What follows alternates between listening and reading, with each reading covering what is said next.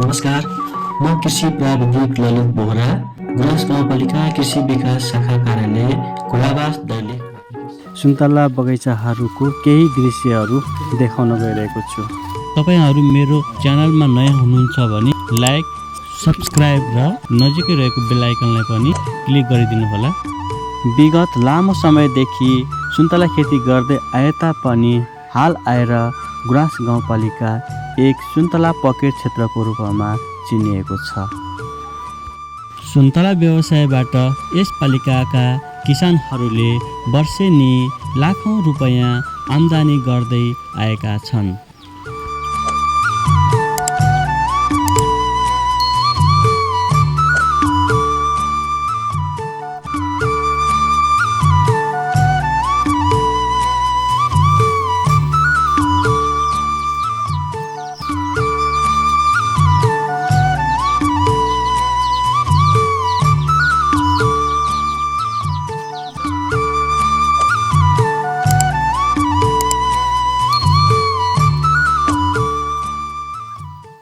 गुराँस गाउँपालिका वडा नम्बर 4 बिर्ती खोलामा रहेको सुन्तला माल्टा व्यवसाय खेती।